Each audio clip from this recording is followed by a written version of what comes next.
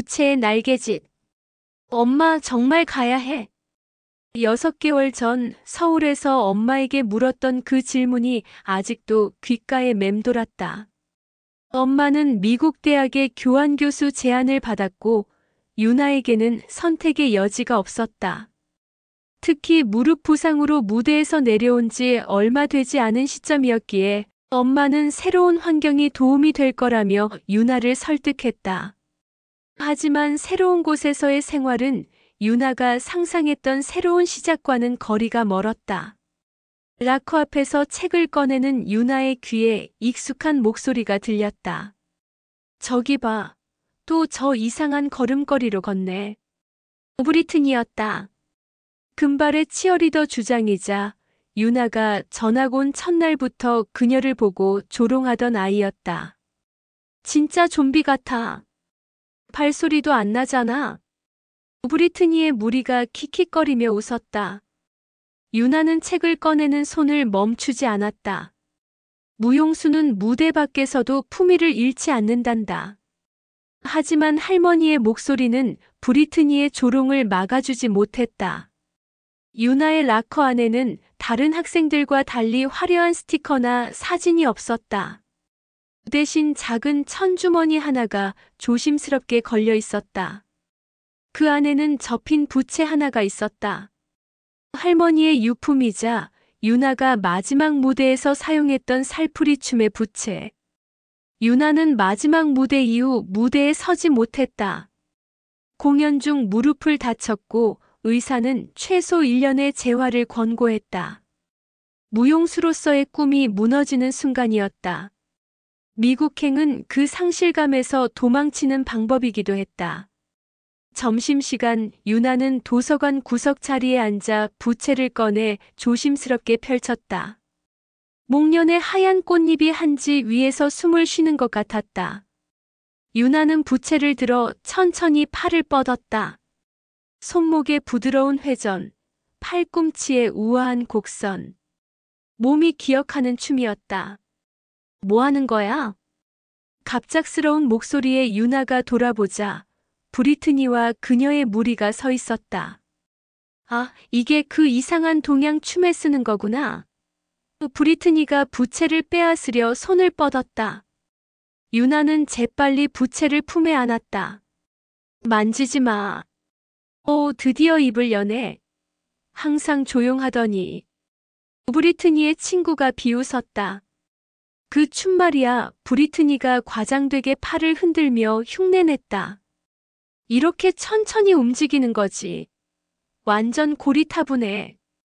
요즘 누가 저런 걸 춤이라고 하겠어? 넌 이해 못할 거야. 유나의 목소리는 낮았지만 단호했다. 브리트니가 웃음을 터뜨렸다. 이해할 게 뭐가 있어? 내가 여기서 얼마나 이상해 보이는지나 이해해.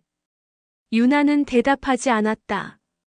부채를 천주머니에 다시 넣으며 자리에서 일어났다. 사건은 금요일 방과 후에 일어났다. 유나는 빈 무용실에서 혼자 스트레칭을 하고 있었다. 무릎 재활을 위한 가벼운 운동이었다. 그때 문이 벌컥 열렸다. 브리트니와 그녀의 무리였다. 여기 있었네. 브리트니의 목소리는 기묘하게 밝았다. 유나는 자세를 풀고 그들을 마주봤다. 뭐하러 왔어? 너 락커에서 재미있는 거 찾았거든. 브리트니가 손을 들어 보였다. 유나의 심장이 멎었다. 브리트니 손에는 연보라빛 부채가 들려 있었다. 돌려줘. 유나의 목소리가 떨렸다. 많이 낡았는데 박물관에나 있어야 할 것 같아. 이거 찢어지면 어떻게 되는지 보고 싶은데. 하지 마. 유나의 목소리는 낮고 위협적이었다. 하지만 브리트니는 웃으며 부채를 제시카에게 던졌다. 제시카가 받아서 다시 흔들었다. 부채가 다른 학생에게 넘어갔다. 줘! 유나가 소리쳤다. 어머, 화도 낼 줄 아네. 브리트니가 부채를 다시 받아들고는 갑자기 한지 부분을 잡고 잡아당겼다. 찍 마이너스 하는 소리와 함께 부채의 모서리가 조금 찢어졌다. 목련 꽃잎 하나가 반으로 갈라졌다. 유나의 세상이 멈췄다. 안 돼. 유나의 목소리가 깨졌다. 그녀는 무릎을 꿇고 쓰러졌다. 손으로 얼굴을 가리고 소리 없이 울기 시작했다. 할머니의 얼굴이 떠올랐다. 마지막 무대의 조명이 떠올랐다. 무너진 꿈이 떠올랐다. 이건 할머니가. 유나의 목소리는 흐느껴 끊겼다. 브리트니의 무리는 갑자기 조용해졌다. 그들은 유나가 우는 모습을 본 적이 없었다. 항상 조용하고 차분하고 감정을 드러내지 않던 유나가 무너지는 모습. 이봐, 우리. 제시카가 불안하게 말했다. 바로 그때 문이 열렸다. 무슨 일이야? 교장 선생님이었다. 교장실은 무거운 침묵으로 가득했다. 브리트니와 그녀의 무리는 한쪽 벽에 서 있었고 유나는 반대편 의자에 앉아 있었다. 그녀의 손에는 찢어진 부채가 조심스럽게 놓여 있었다. 설명해봐라. 맥도날드 교장의 목소리는 차가웠다. 브리트니가 입을 열었다. 저희는 그냥 장난이었어요. 장난? 그 교장이 부채를 가리켰다. 다른 학생의 물건을 훔치고 훼손한 게 장난이라고. 저희는 그게 그렇게 중요한 줄 몰랐어요. 제시카가 변명했다. 중요한지 아닌지는 내가 판단할 문제가 아니야. 교장이 유나를 돌아봤다. 유나, 이 부채에 대해 설명해 줄 수 있겠니? 유나는 부채를 쓰다듬으며 천천히 입을 열었다. 이건 제 할머니의 유품이에요. 증조 할머니, 그리고 저까지 이어진. 할머니께서는 이 부채로 평생 춤을 추셨어요. 교장은 조용히 들었다. 저는 무용을 배우고 있었어요. 한국 무용을. 하지만 부상으로 무대를 떠나야 했어요. 이 부채는 제가 무용수였다는 유일한 증거였어요. 제 정체성 전부였어요. 브리트니의 얼굴이 창백해졌다. 그리고 이 학교에 온 후로 유나의 목소리가 단단해졌다. 제 문화는 계속 조롱당했어요. 제 걸음걸이, 제 예의, 제 춤까지. 고리타분하고 이상하고 21세기에 어울리지 않는다고. 유나. 브리트니가 말하려 했지만 교장이 손을 들어 그녀를 막았다. 충분히 들었어. 교장이 말했다. 브리트니, 제시카, 그리고 너희들. 너희는 다른 학생을 지속적으로 괴롭혔고 개인 물건을 훔쳐 훼손했어. 이것은 명백한 학교 규정 위반이야. 그는 책상 위에 서류를 펼쳤다. 너희 5명 모두 일주일 정학이야. 그리고 복귀 후에는 사회봉사 이수가 필수야. 또한 너희 학생 기록에 이 징계가 남을 거야.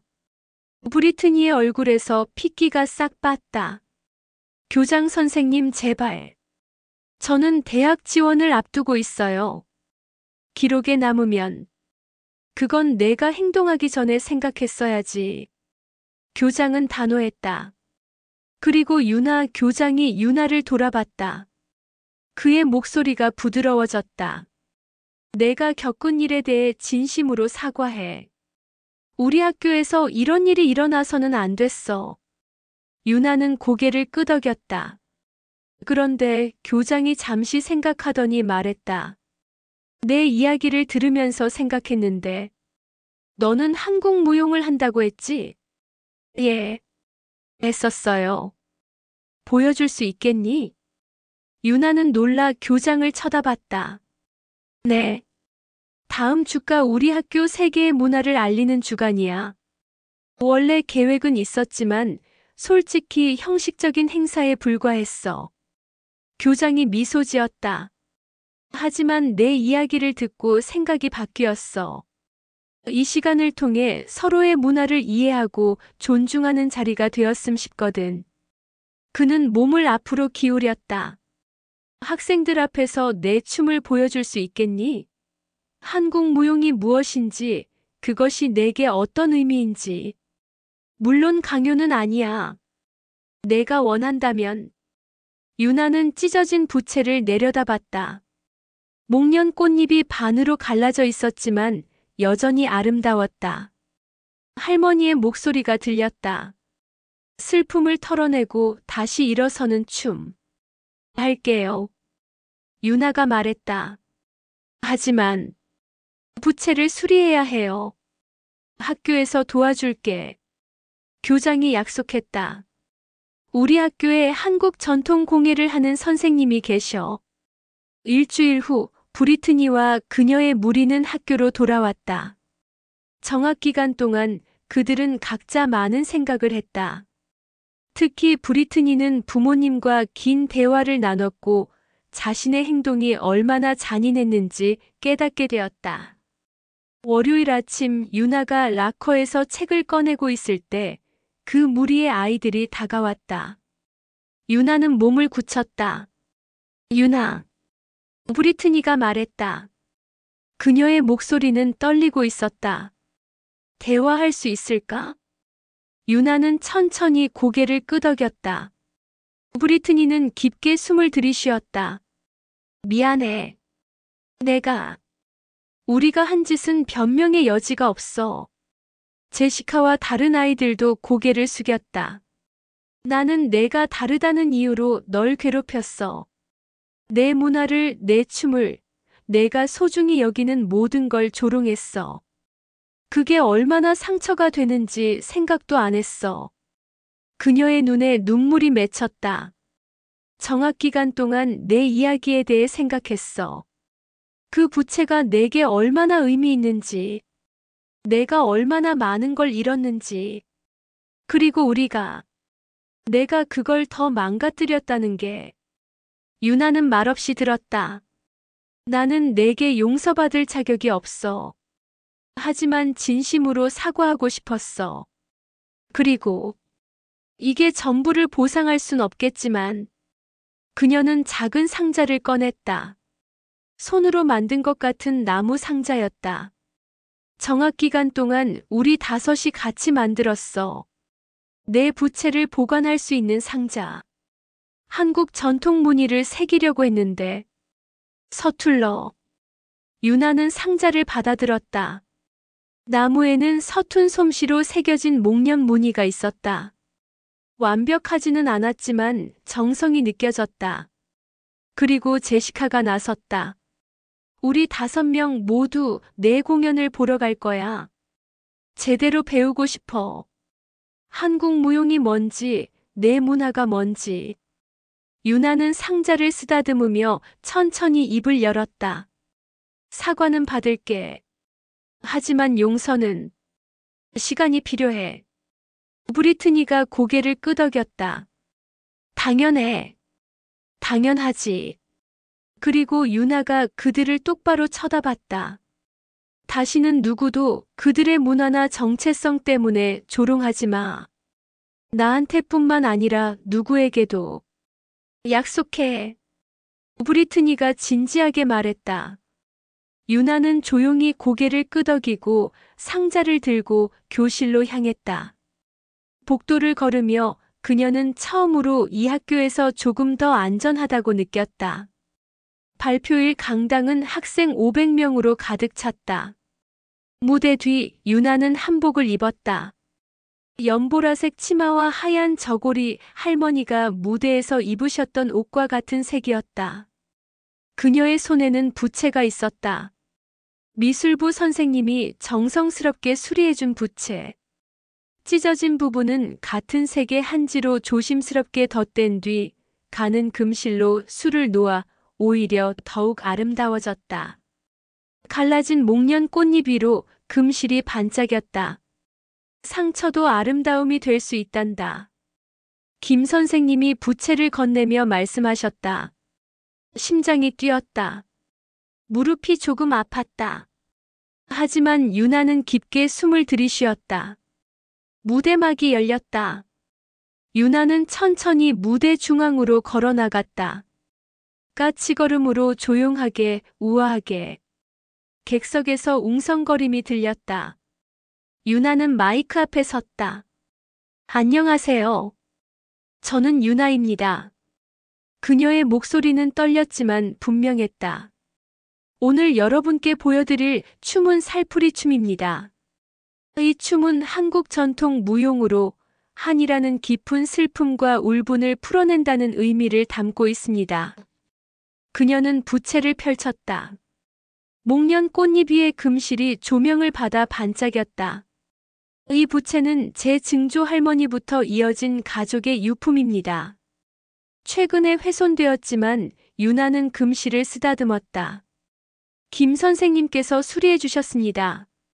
선생님께서 말씀하셨죠. 상처도 아름다움이 될 수 있다고. 한국 무용은 빠르지 않습니다. 화려한 점프나 회전도 없습니다. 하지만 그 안에는 수백 년을 이어온 우리 조상들의 슬픔과 기쁨, 삶과 죽음 그리고 다시 일어서는 힘이 담겨 있습니다. 그녀는 마이크에서 물러나 무대 중앙에 섰다. 전통 장구 소리가 울려 퍼졌다. 유나는 움직이기 시작했다. 천천히 부채를 접은 채로 팔을 들어 올리며 고개를 숙이고 어깨가 미세하게 떨렸다. 슬픔을 표현하는 동작. 그녀는 까치걸음으로 무대를 가로질렀다. 발소리가 거의 들리지 않았다. 마치 구름 위를 걷는 듯 했다. 부채를 펼치는 순간 객석에서 감탄의 한숨이 새어나왔다. 연보라빛 한지가 펼쳐지고 목련이 만개했다. 금실이 조명을 받아 별처럼 반짝였다. 유나의 팔이 물결치듯 움직였다. 손목의 부드러운 회전, 팔꿈치의 우아한 곡선. 부채가 공중에서 날개처럼 펄럭였다. 무릎을 굽히고 몸을 낮추고 다시 천천히 일어서며 한복 치마가 마루 위에서 꽃처럼 퍼졌다. 마지막 장단이 울렸다. 유나는 무대 중앙에 섰다. 부채를 크게 펼치고 두 팔을 하늘로 올렸다. 그리고는 천천히 부채를 가슴에 안으며 몸을 깊이 숙였다. 침묵. 그리고 폭발하는 박수. 유나를 지켜보던 학생들이 모두 일어섰다. 기립박수. 환호. 브리트니와 그녀의 무리도 일어서 박수를 쳤다. 브리트니의 얼굴에는 눈물이 흐르고 있었다. 유나는 천천히 고개를 들었다. 그녀는 미소 지으며 다시 한번 깊이 인사했다. 공연 다음 주 유나의 삶은 완전히 달라졌다. 복도를 걸으면 학생들이 미소로 인사했다. 어떤 학생은 다가와 공연이 얼마나 감동적이었는지 말했다. 한국 무용에 대해, 한국 문화에 대해 질문하는 학생들이 줄을 이었다. 수요일 점심시간 동양계 학생 몇몇이 유나의 테이블로 다가왔다. 유나, 우리 같이 앉아도 돼? 데이빗이라는 한국계 남학생이 물었다. 물론이야. 그들은 앉으며 각자 소개했다.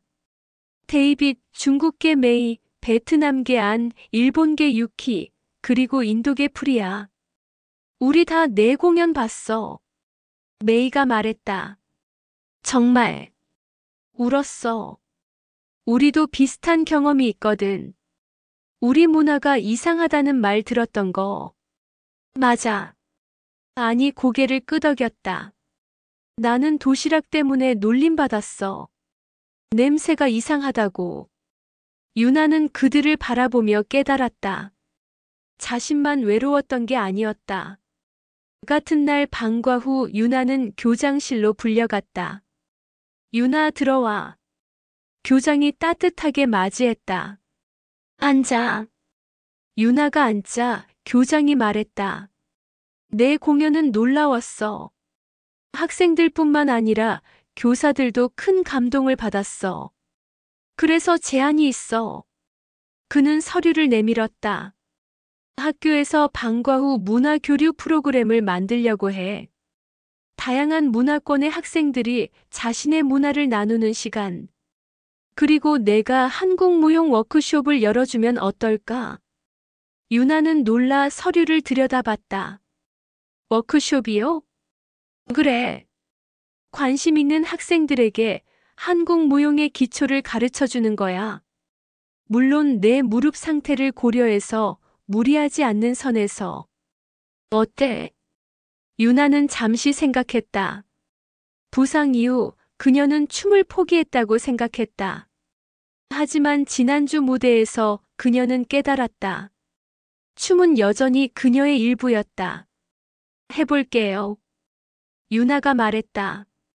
하지만 제대로 가르치고 싶어요. 한국 무용의 정신까지. 바로 그거야.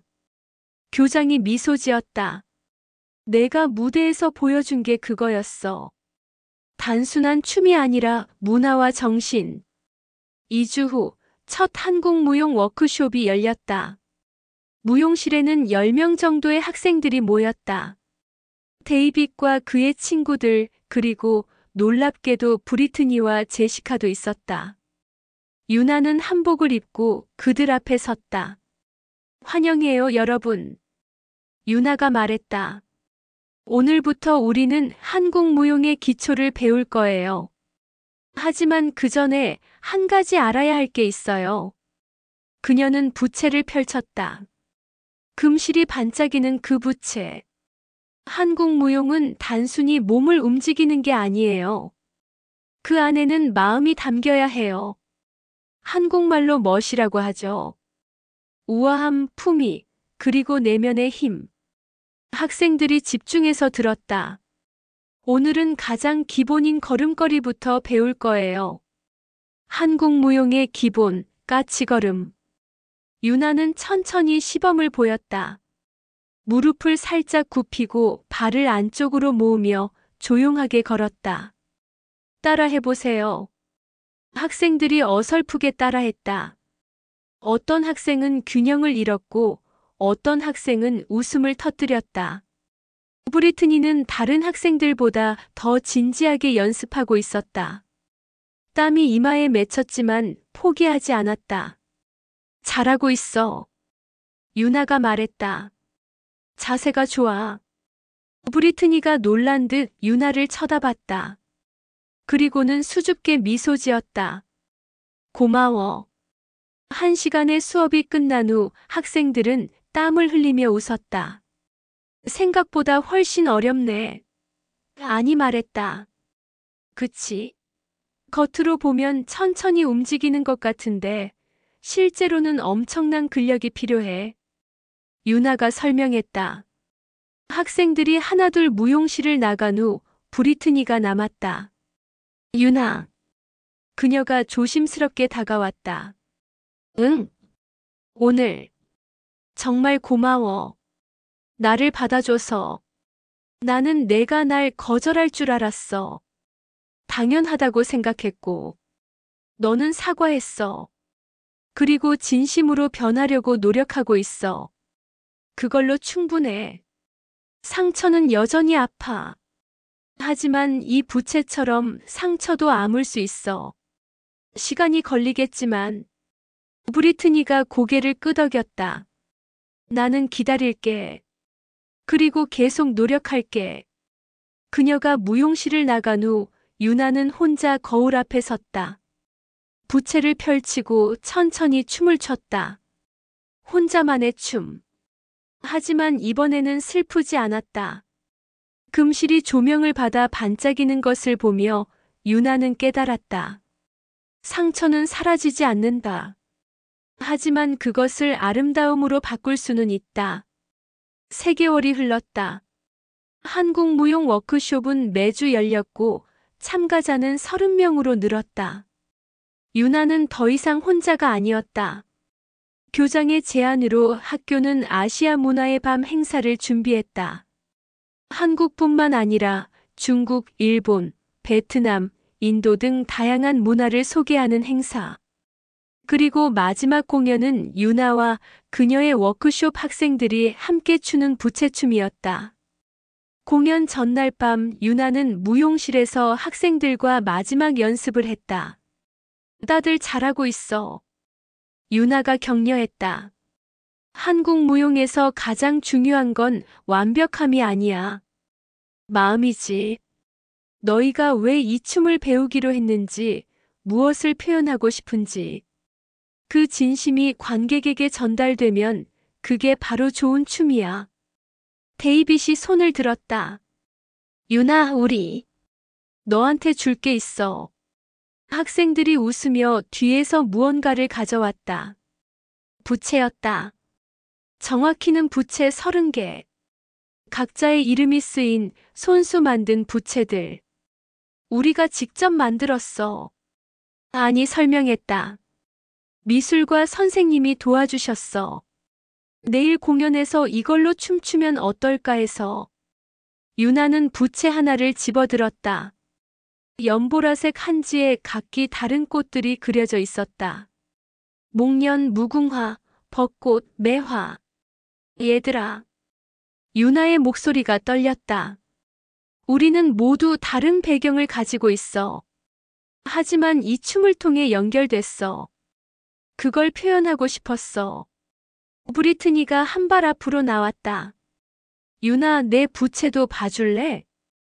유나는 브리트니의 부채를 펼쳤다. 거기에는 서툰 솜씨로 목련이 그려져 있었다.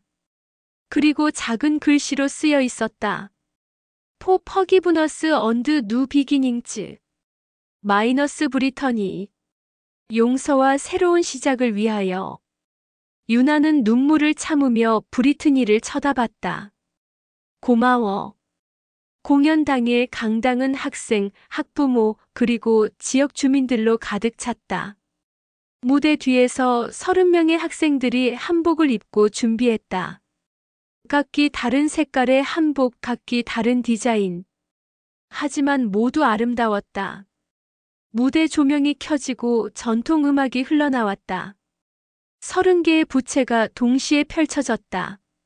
무대가 꽃밭으로 변했다. 학생들은 유나가 가르쳐준 대로 움직였다.